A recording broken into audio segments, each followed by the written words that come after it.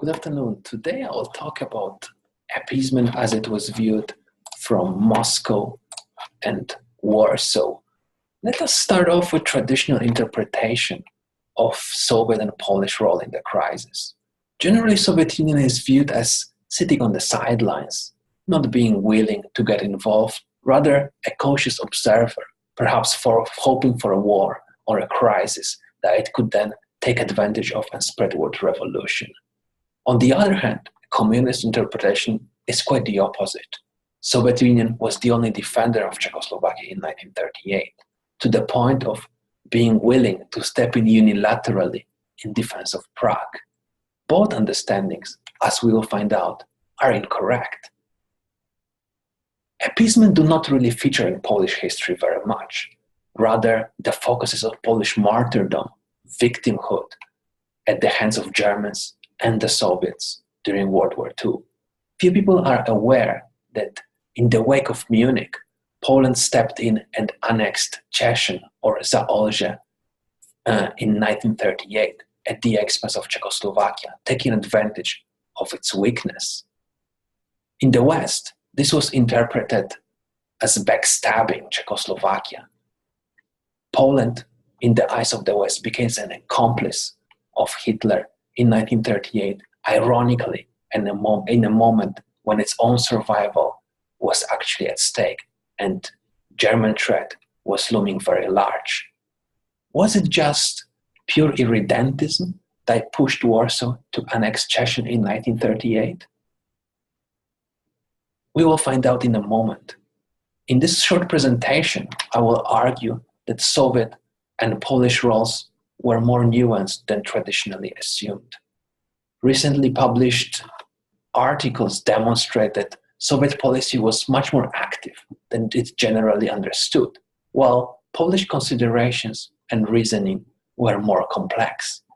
I believe it is important to understand the Eastern European perspective when we talked about appeasement in Munich, because the considerations of players in Central Eastern Europe were very different than of the Western powers. I hope that this presentation will help us to understand better the situation in Poland and in Eastern Europe generally at the time.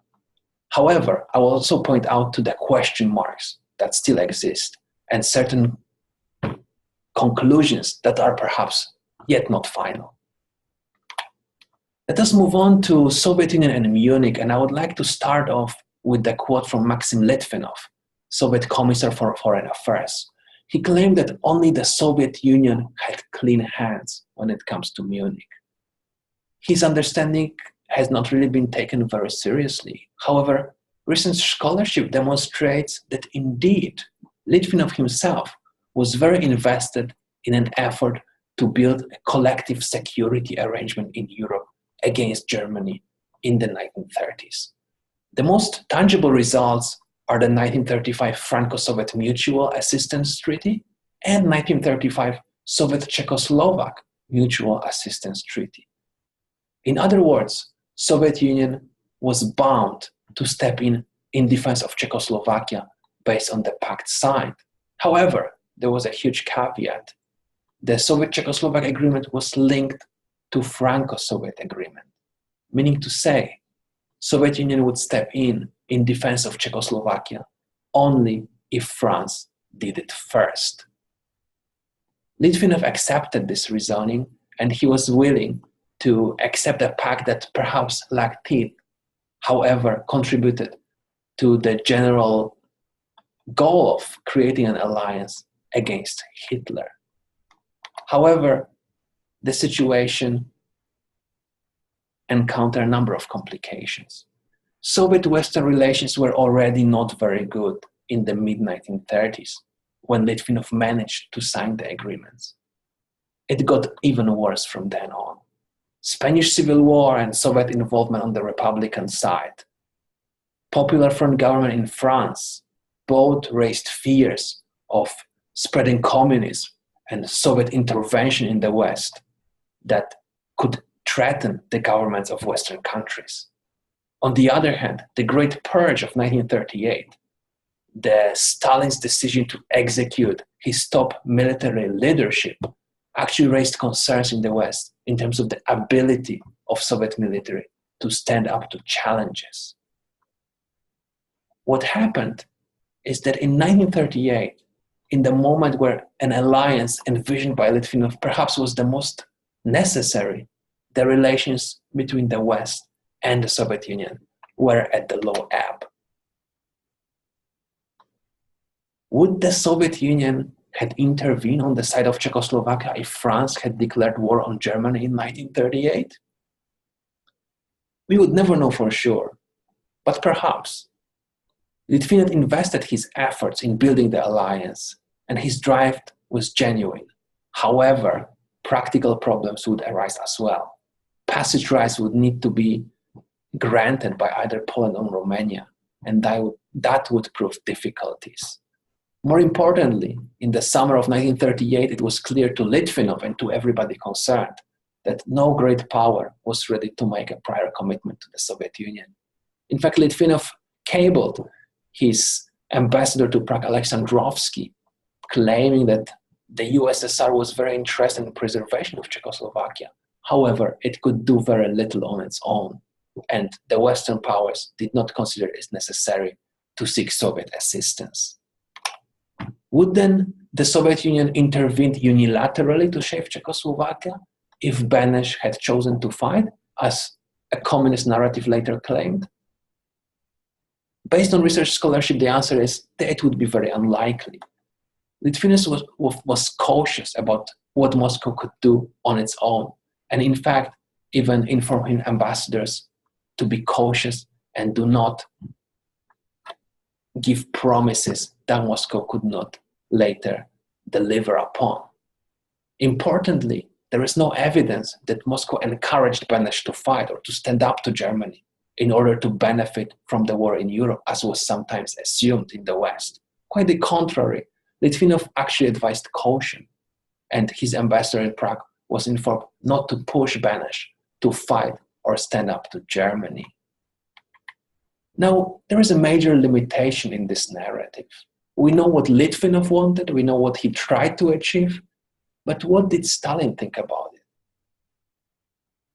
The recent scholarship is based mainly on Litvinov's own writing and correspondence. Little is known about the degree of Stalin's belief in the idea of collective security. He surely let Litvinov